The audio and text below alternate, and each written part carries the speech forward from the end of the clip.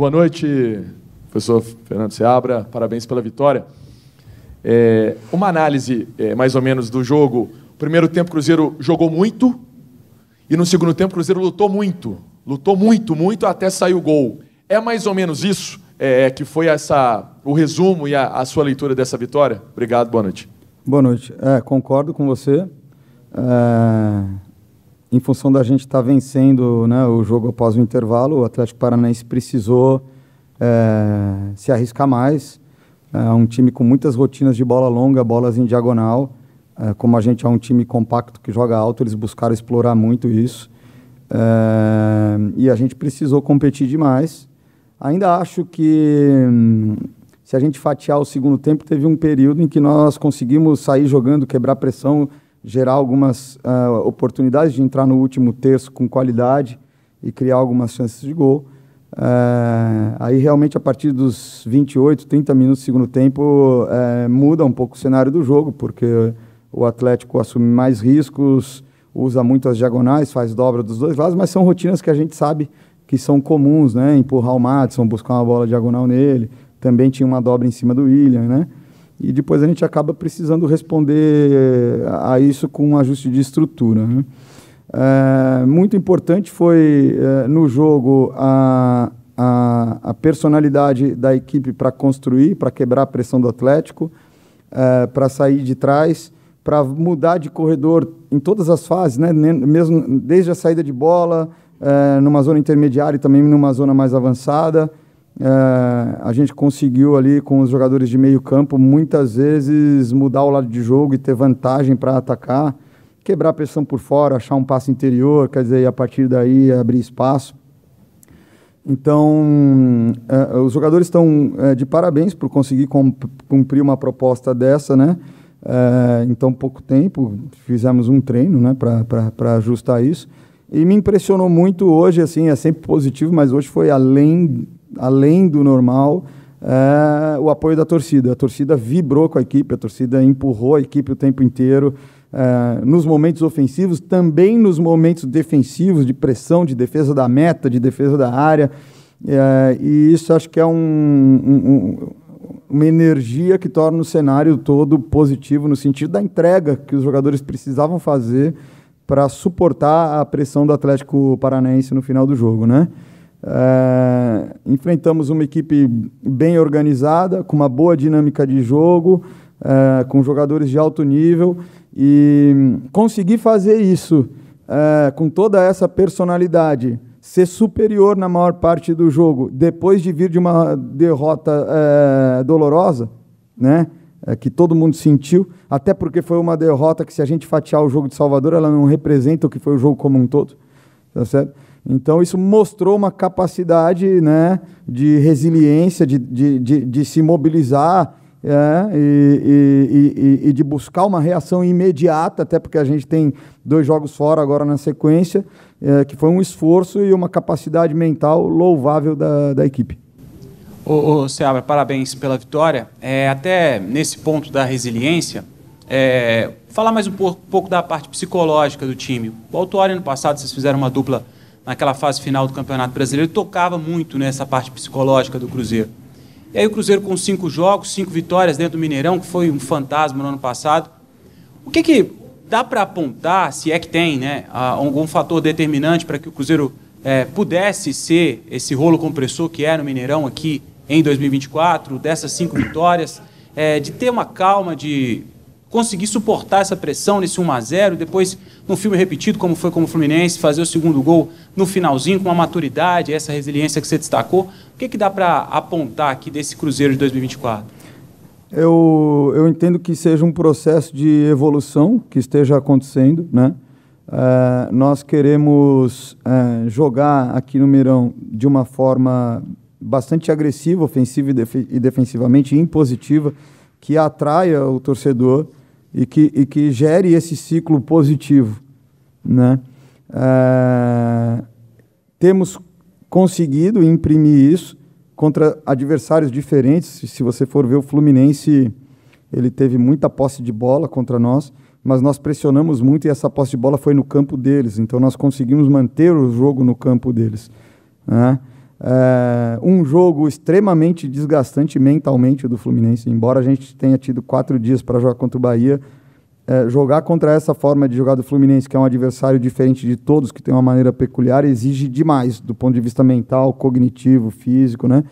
E acho que essas vivências e esses aprendizados, se a gente souber trabalhar com eles, eles vão sendo incorporados no processo, né? Então, no jogo contra o Bahia, no final de jogo, a gente se expôs tentando atacar com 1 a menos e acabou sofrendo o 4º gol, né? E hoje a gente teve a maturidade para saber conduzir esse final de jogo de uma forma, né, que fosse mais assertiva, que pudesse ser mais eficaz. E fomos premiados com grandes lances de defesa de área e também com o 2º gol. Então, acho que o nosso desafio é sempre, em tão pouco tempo, tentar levar aprendizados e operacionalizar no jogo seguinte. É muito difícil, porque o tempo é muito pouco. Quando o Autuori fala isso, se eu concordo, e se eu tiver que fazer uma reflexão agora, eu vou falar que a maior diferença que eu vejo das categorias de base de um sub-20 de alto nível, por exemplo, do profissional, é o desgaste mental que está envolvido nos jogos do profissional. Do ponto de vista técnico-tático, você vê times muito bem organizados. Do ponto de vista estratégico, você vê variações, você vê mudanças no confronto dos jogos aí que a gente tem no Brasil no sub-20.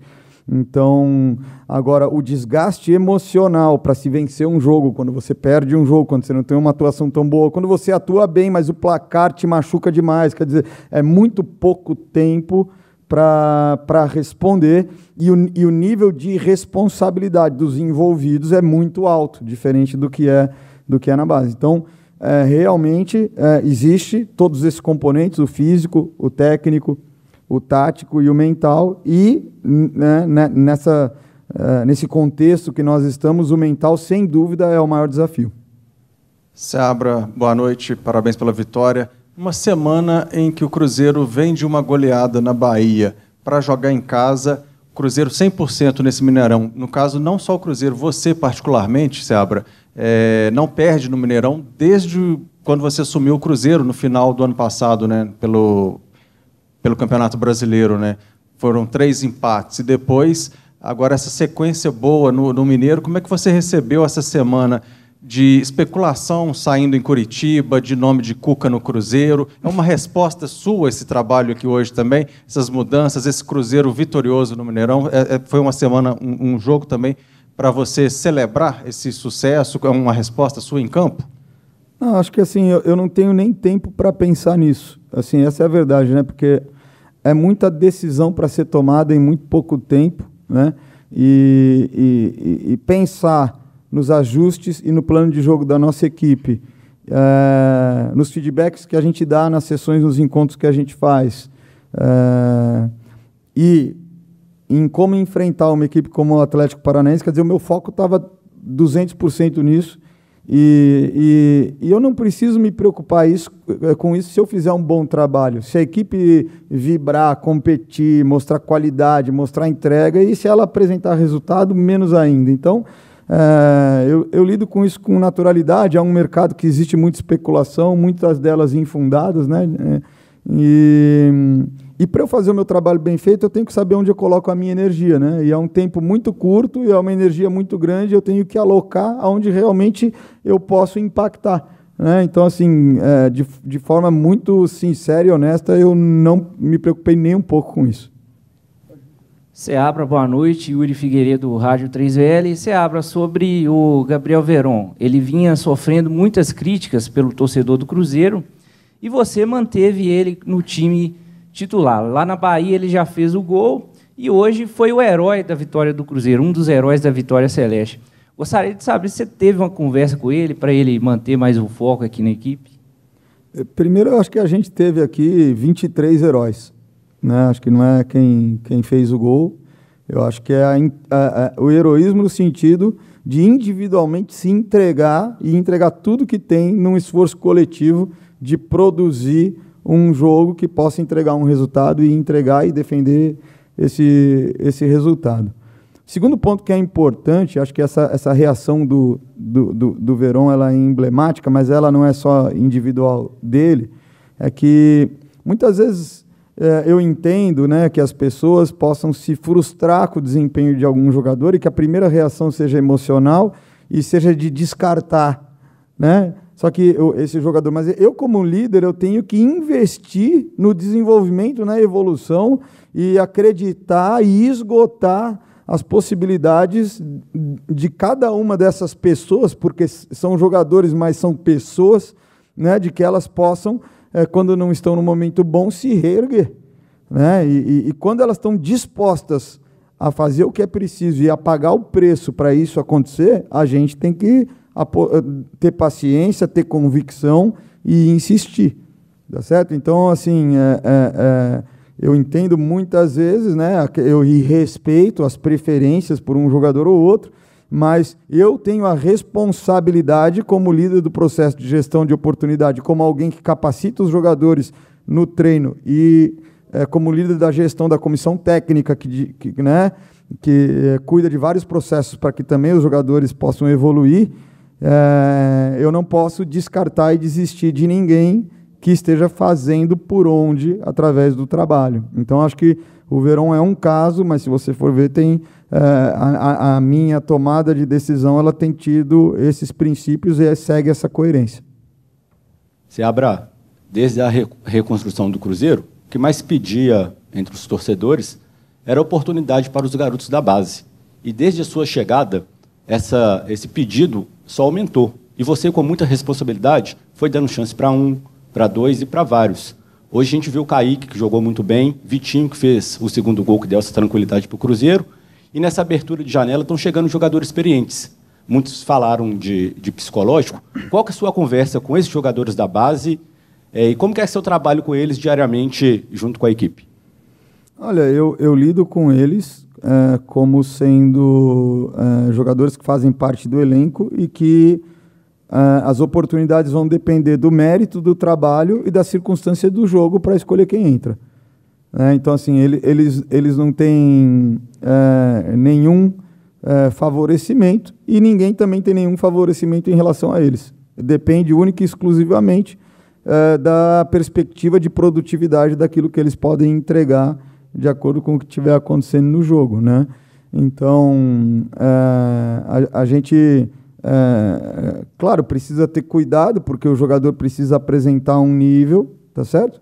E agora, a própria competição que existe dentro do elenco, ela já serve como régua nesse sentido, né? Então, a gente observa e toma as decisões mediante aquilo que eles apresentam e a expectativa que a gente tem daquilo que eles possam entregar. E a gente tem que ter paciência, porque o jogador que é jovem, ele oscila mais. O jogador que é experiente já oscila, porque isso daqui é feito de ser humano, não é linear, não são máquinas. E o jogador que é jovem oscila mais ainda, porque ele não viveu a complexidade toda desse ambiente que é o futebol profissional, nesse nível de exposição, de responsabilidade, né? Então, ele vai ter que aprender a conviver com isso primeiro, normalizar isso, saber se situar dentro desse ambiente, conter euforia.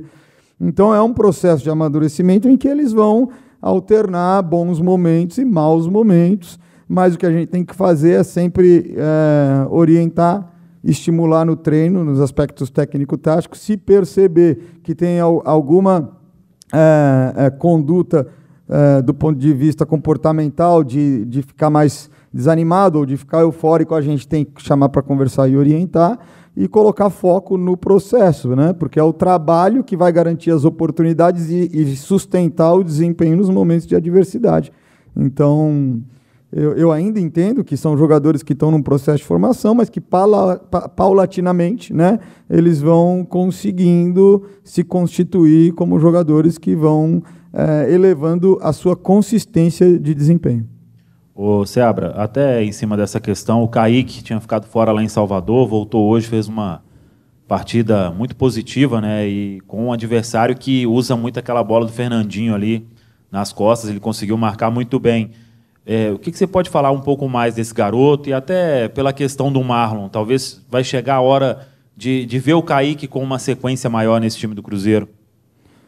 Boa noite. O Kaique ele teve um desempenho muito bom, num nível de enfrentamento do jogo de hoje muito alto, né? Quer dizer, então, a questão da bola aérea, a questão de enfrentar o Nicão, que é um jogador que consegue ter muita retenção, usar muito bem o corpo, girar e acessar o campo inteiro com a perna trocada, e depois de sofrer as dobras com jogadas aéreas, com passada de Madison, e teve que defender espaço muito grande em muitos momentos do jogo pela nossa forma de ajustar a pressão, em alguns momentos guardando os médios. Então, ele conhece bem essas rotinas, mas não é fácil fazer sem ritmo de jogo, né? E até por não vir de uma sequência de jogo, esse desempenho se torna ainda mais louvável, né?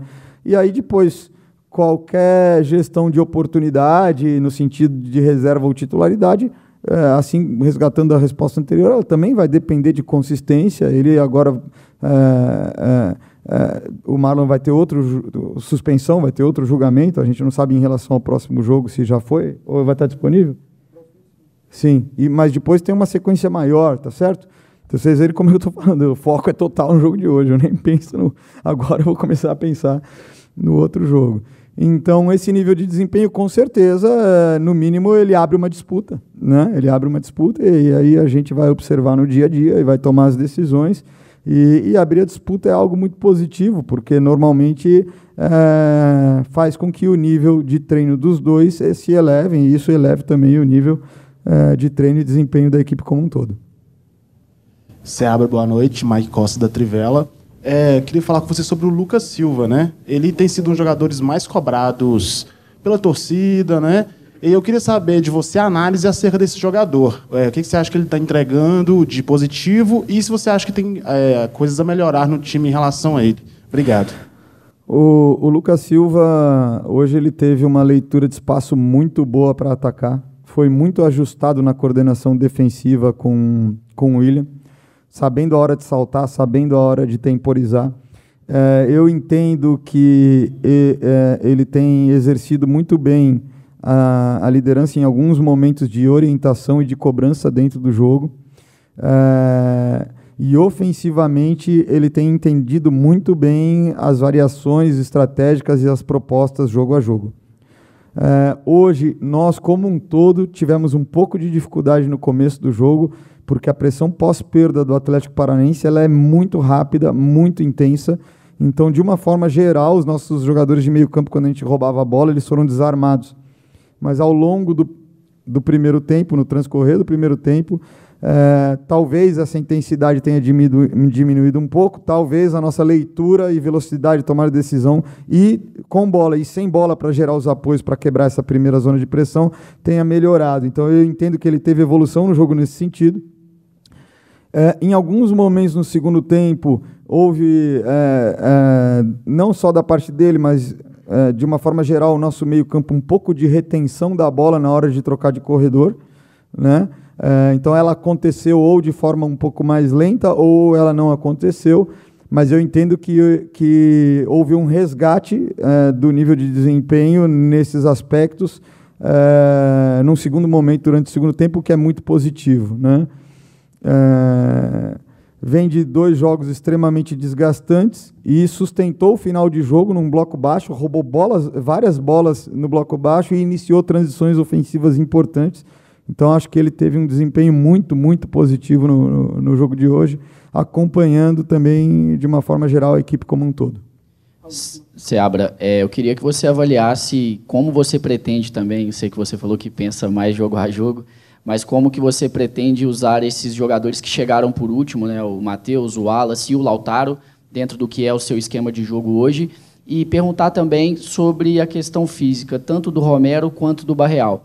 As substituições do Romero têm a ver com esse aspecto físico, controle de carga, e o Barreal já está pronto para ser titular do Cruzeiro, de novo, na questão física? Então, esse retorno aí, com essa sequência muito grande de jogos, a gente sempre tem essa questão de ajustar a minutagem de retorno, até porque sustentar o desempenho durante o jogo é muito importante, né? Então, você vê que o Arthur entrou contra o Bahia e hoje iniciou, porque podia suportar um primeiro tempo inteiro na intensidade que a gente exige, né? Estou muito tranquilo em relação à utilização dos jogadores que estão chegando. Alguns vêm de férias e isso requer um tempo maior de preparação, tá certo? Então, adquirir um lastro suficiente para que eles tenham segurança para jogar sem correr o risco de lesão e adquiram o ritmo de jogo necessário. Então, isso vai depender do ritmo de adaptação de cada um. Pode ser mais rápido para um, pode ser mais lento para outro, né? Então, a gente tem que ter muita sabedoria para que a gente não prejudique, antecipe um retorno e perca um processo de entrada e de adaptação da utilização desses jogadores. Então, isso daí é semana a semana, é dia a dia, a gente vai acompanhando e vai proporcionar para cada um deles a entrada no melhor momento possível para que a gente possa realmente contar com segurança com aquilo que eles podem aportar. Em relação à utilização, são jogadores com qualidades importantes, que jogam em grande nível e que têm um grau de versatilidade suficiente, né, muito bom, muito satisfatório, para fazer diferentes funções nas estruturas, nas nossas dinâmicas aí, ofensivas e defensivas. Então, é lógico que a gente tem uma perspectiva positiva pela frente, mas a gente não pode se precipitar.